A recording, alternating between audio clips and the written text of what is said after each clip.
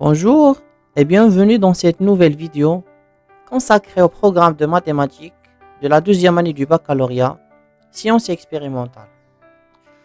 Aujourd'hui, nous allons aborder un chapitre fondamental, la continuité. C'est un concept clé pour comprendre le comportement d'une fonction et surtout pour poser les bases des théorèmes importants qu'on verra plus tard, comme celui des valeurs intermédiaires. Dans cette première partie, je vais vous expliquer ce qu'on entend par continuité, comment la reconnaître graphiquement ou à l'aide d'une définition formelle. Et bien sûr, on mettra tout ça en pratique à travers des exercices corrigés pour tester votre compréhension. Alors, prenez de quoi noter, installez-vous confortablement et c'est parti pour une nouvelle séance de maths simple, claire et efficace. Commençons tout d'abord par expliquer ce qu'on entend par une fonction continue. Eh bien, étant donné une fonction f définie sur un intervalle ouvert, i, et x0 un élément de i, on dit que la fonction f est continue au point x0 si la limite de f de x lorsque x tend vers x0 est égale à f de x0. Graphiquement, la représentation graphique d'une fonction continue est une ligne continue, en un seul morceau, comme vous le voyez sur ce graphique. Par contre, la représentation graphique d'une fonction discontinue, elle est constituée de plusieurs morceaux, au moins deux. Et entre les morceaux, il faut faire des sauts, comme vous le voyez sur ce graphique. Donc, entre cette valeur-là et celle-là, il faut faire un saut. Et donc, cette fonction-là est une fonction discontinue. Maintenant que vous connaissez la définition d'une fonction continue, il est temps de traiter un exercice, question de tester votre compréhension. Dans la première question de cet exercice, on nous a donné 4 fonctions et on nous a demandé, dans chacune des situations, d'étudier la continuité de la fonction f au point x0. Et dans la deuxième question de cet exercice, on nous a donné une fonction g, définie par g de x égale à ceci, avec g de 2 est égal à lambda. Et on nous a demandé de déterminer la valeur du nombre réel lambda pour que la fonction g soit continue au point x0 égale à 2. Commençons par le premier cas. Toujours, lorsqu'on vous demande d'étudier la continuité d'une fonction f en un point, x0, vous commencez toujours par calculer la limite de la fonction lorsque x tend vers x0. C'est ce qu'on va faire ici. On calcule la limite de f de x lorsque x tend vers moins 1. Alors, le x0 dans notre cas est égal à moins 1. Ensuite, on remplace f de x par son expression. Et voilà ce qu'on obtient. La limite lorsque x tend vers moins 1, moins 2x carré moins x plus 1 divisé par x plus 1. Alors, lorsqu'on essaie de calculer ce genre de limite, la première chose qu'on fait, c'est remplacer x par moins 1. Alors, si vous faites ceci, vous allez trouver 0 sur 0. Et bien sûr, vous connaissez que 0 sur 0 est une forme indéterminée. Pour lever l'indétermination, on va diviser par x plus 1. Donc, on prend moins 2x carré moins x plus 1. Voilà. Moins 2x carré moins x plus 1. Et on le divise par x plus 1.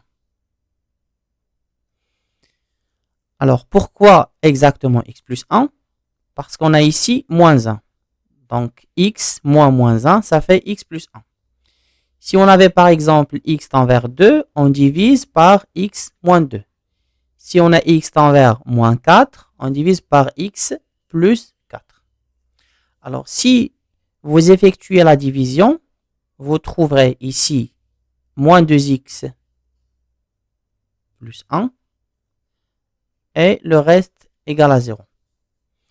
Vous pouvez mettre la vidéo en pause et faire la division euclidienne par vous-même.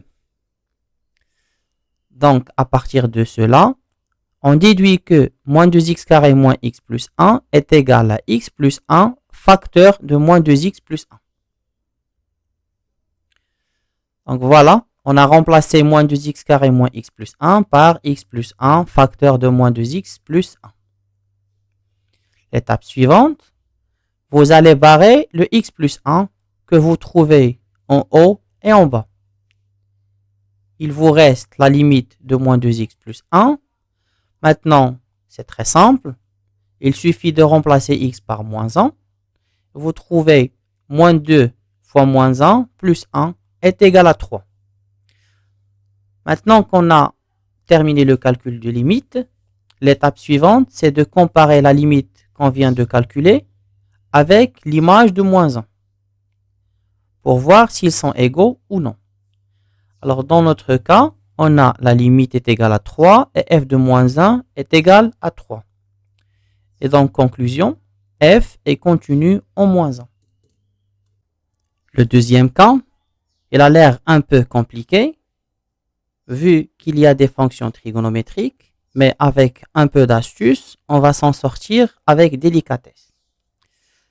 Donc, on veut calculer la limite lorsque x tend vers 0 de f de x, qui est égale à la limite lorsque x tend vers 0 de x plus tangente 2x divisé par sinus 3x. Alors, je vais factoriser par x. Alors, j'écris x plus tangente 2x est égal à x facteur 2. Maintenant, je divise x par x, ça fait 1. Et je divise tangente 2x par x et j'obtiens tangente 2x divisé par x. Alors, je fais ceci pour faire apparaître des limites usuelles. Sinus x sur x, tangente x sur x. Donc, voilà ce qu'on obtient. X sur sinus 3x, facteur de 1 plus tangente 2x sur x. Alors maintenant, je peux utiliser les limites de référence. La limite lorsque x tend vers 0 de x sur sinus 3x, c'est comme s'il s'agit de calculer x sur 3x. Alors, en simplifiant par x, il reste 1 sur 3. Voilà. Et pour tangente 2x sur x, c'est la même chose. C'est comme si on a 2x divisé par x. Et en simplifiant par x, il reste 2. Donc, la limite est égale à 1 sur 3 facteur de 1 plus 2 est égale à 1. Alors, l'étape suivante, comme on l'a fait dans le premier exemple, c'est de comparer la limite avec f de 0. Et puisqu'ils sont égaux, donc on déduit que f est continu en 0. Vous me suivez, j'espère.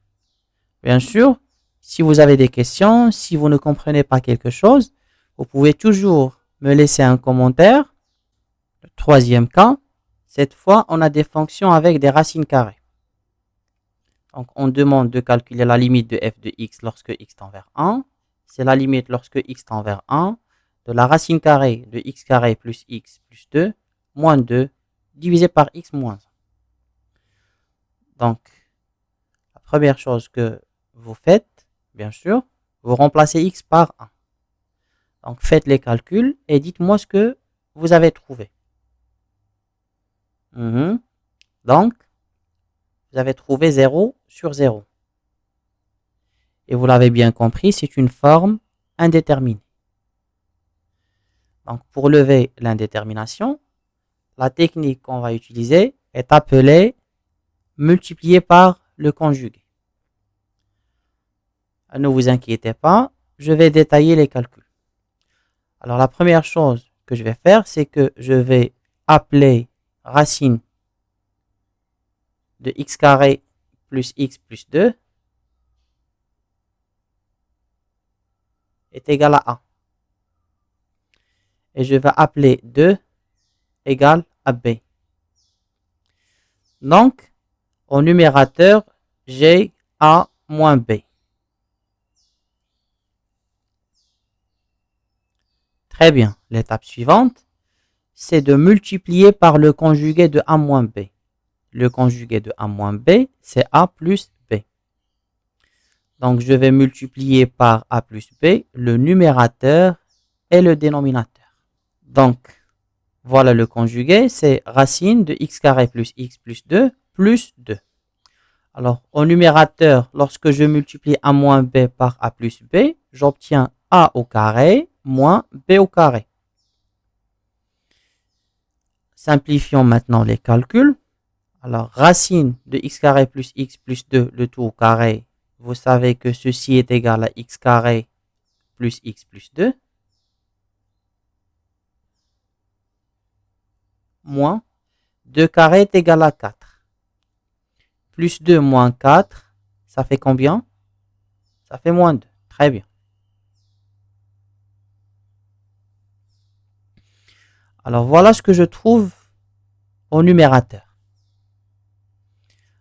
Alors maintenant, j'utilise une étape que j'ai déjà utilisée dans le premier exemple. Je vais prendre ceci et je le divise par x moins 1.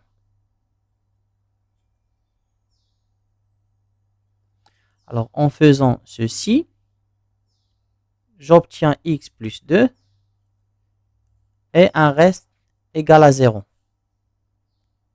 Et par suite, x carré plus x moins 2, je la remplace par x moins 1, facteur de x plus 2.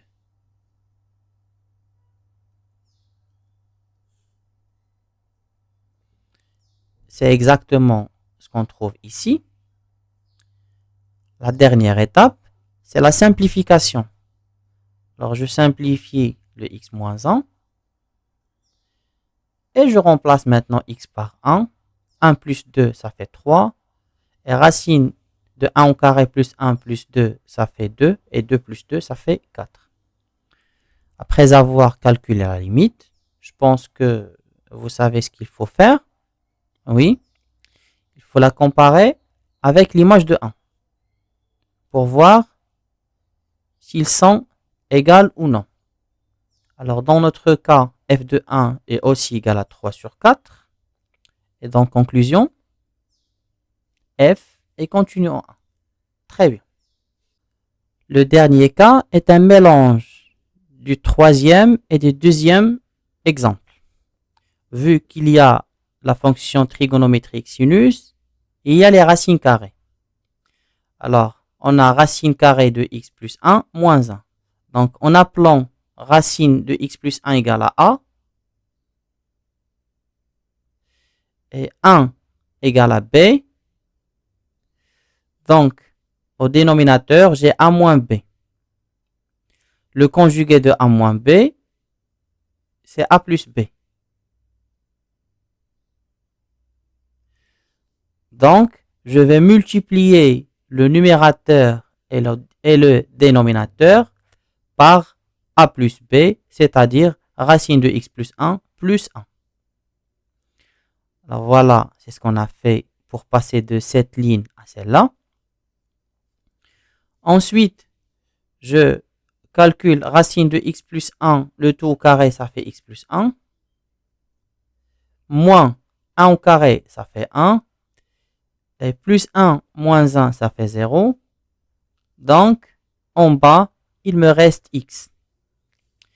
Et bien sûr, je sais que la limite de sinus x sur x lorsque x tend vers 0, on a déjà vu ça. Si vous vous rappelez bien dans le deuxième exemple, on a dit que sinus x sur x, c'est comme si on a x divisé par x. Et x divisé par x, ça fait 1. Donc, ceci est égal à 1. Et ici, on remplace x par 0. J'obtiens 0 plus 1, ça fait 1. Et 1 plus 1, ça fait 2. Voilà. Cette limite est égale à 2. Dernière étape, je compare. Je compare la limite avec f de 0. Alors, il n'y a pas égalité entre les deux. Et donc, f est discontinu en 0. Dernière question. On nous a demandé de déterminer la valeur de lambda, sachant que la fonction g est contenue en 2. Donc, je commence toujours par calculer la limite lorsque x tend vers 2 de g de x. C'est la limite lorsque x tend vers 2 de x au cube moins 2x carré moins x plus 2 divisé par x carré moins 4. Alors, vous remplacez x par 2, vous trouverez 0 sur 0. C'est une forme indéterminée. Alors maintenant, dites-moi ce que vous faites pour lever la forme indéterminée. Je vous écoute. Très bien. Vous divisez par x moins 2. Donc, vous prenez x au cube moins 2x carré moins x plus 2 et vous la divisez par x moins 2. Vous faites de même pour x carré moins 4. Et voilà ce qu'on trouve. X moins 2 facteur de x carré moins 1. X moins 2 facteur de x plus 2. Vous me suivez? Très bien. Simplifions maintenant par x moins 2.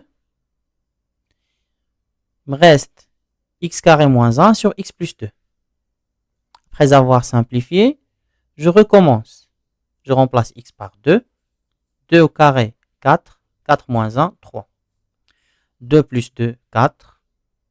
Donc, la limite est égale à 3 sur 4. Alors maintenant, on va interpréter les données. Qu'est-ce que ça veut dire g est continu en 2? Ça veut tout simplement dire que la limite de g de x, lorsque x tend vers 2, est égale à g de 2. Et puisque la limite de g de x qu'on vient de calculer est égale à 3 sur 4, et puisque g de 2 est égal à lambda, donc lambda est égal à 3 sur 4.